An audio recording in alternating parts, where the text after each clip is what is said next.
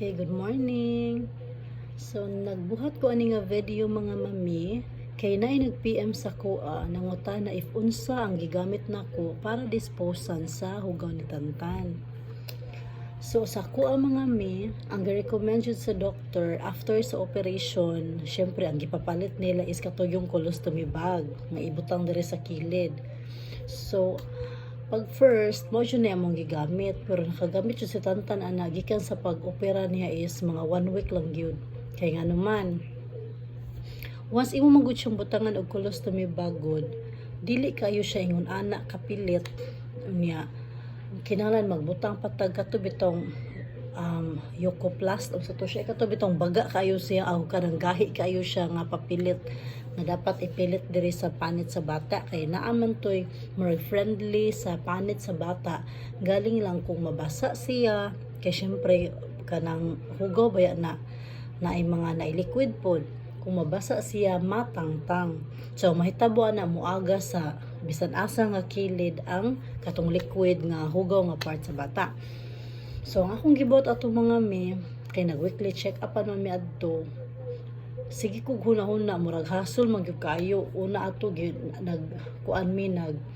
nag-evento mi sa compares ato ug na ang unsa ni napkin among buslutan og gamay among ihaklap didto ana ba then among tapan ang kilid wala gyud siya ning work niya unsa ni magtapok hinuon ang hugaw ni Dudong nga sa iyang buslot no nga part. Sumutong akong gibuhat adto niya tela kanagay tela nga murag lumuyon siya nga dili siya sakit sa panit unya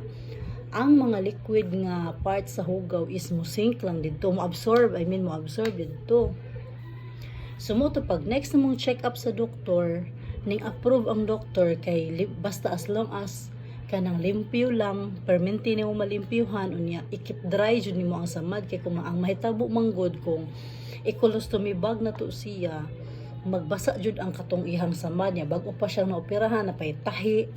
naay tendency nga mubuka ang katuang tinahian sa doktor. So ang nahitabo adto tela jud ako ang ginagamit. Then sa una gagmay pa to nga tela nga murag panyo lang nga murag gamay lang siya nga square murag duha ka ginani sa akong kamot.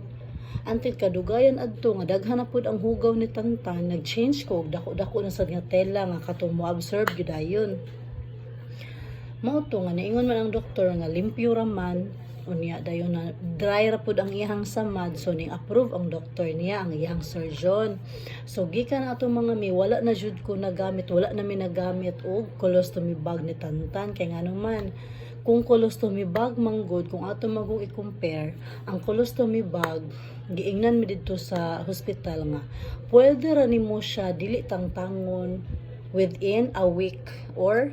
4 days to 7 days pwede ra siya dinha basta lang i-drain nimo ang hugaw sa katong mga nakaagi nga nagka-colostomy bag makasabot gito sila makarelate sila. So ang kanang colostomy bag dili necessary nga imo siyang ilisan everyday basta lang i-drain nimo ang hugaw niya. Then sa kuang part man gud mga mi kung mag-drain ko to sa hugaw mo hasulan ko ana nga part unya hugawan ko dili ingon nga hugawan ko nga mohikap sa hugaw sa kong anak ha.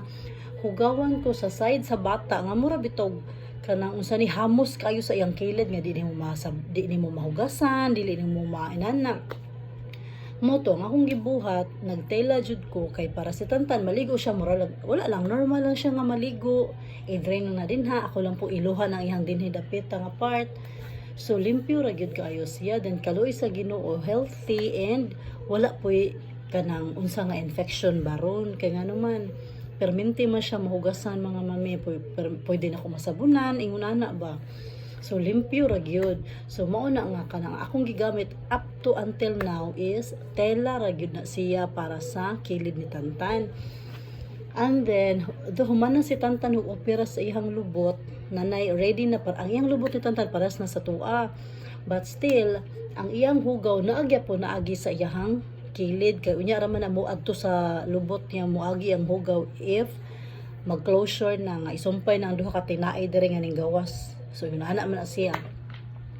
so mo na siya mga mi ang akong gigamit jud kay tela and then pagkatong pag-admit niya sa iyang second operation gitry na mo siya og kay naaman jud mi stock nga colostomy bag po just in case then nagpalit pod ko adto daan kay if ever mangayo ang doktor or mangita ba So katong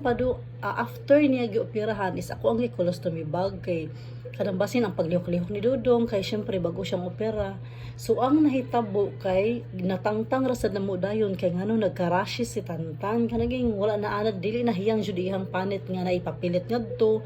So back to telami kay si Tantan man gud samot na mga ingon ani nga baby.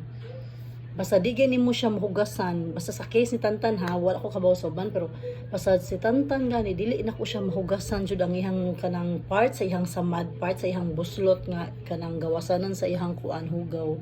Mag-rashes gud si Tantan kay naanad gud siya nga kanang twice a day liguon siya, then murag normal lang nga liguon siya ngayon ana. So mao na siya mga mimo na ko ang tubag sa katong nangutana. So, ang akong gamit ni Tantan is Stella dili colostomy bag. So, approved by the surgeon po na niya. Ang importante lang yun is, imuha lang yun siyang kanunay nga limpyuhan, kana ganing keep lang yun di mo dry ang bata. So, kang Tantan nga part, taod-taod na ako gid siya ilisan. So, makagamay ra niyang hugaw din samot na sa iya nga kaon na bisag unsa. Makagamay nga hugaw nga gamay is kanang manimaho gid siya nagi siya smell kay syempre tae man na. Mo na kang Tantan ilis na jud ka taud ilis laba ana hay nimo basta kanang ang isabon nimo mga mi kanang body wash ng liquid bitaw ayaw tong bagnos kay kanang to make sure lang sad ba nga mild lang bitaw ang sabon niya bitaw dili tong ayaw lang ibagnos kay kung katumang gud nga sabon atong gamiton kanay tendency nga nanyo ay mahabilin ba di ta ka sure gid ba lahi gyud tong liquid lang siya para mataro nimo kuso then halay nimo siya. So sa katantan mo na siya ako ang gigamit gyud tela gyud dili gyud siya colostomy bag. So mara to mga mi, see you sa next video.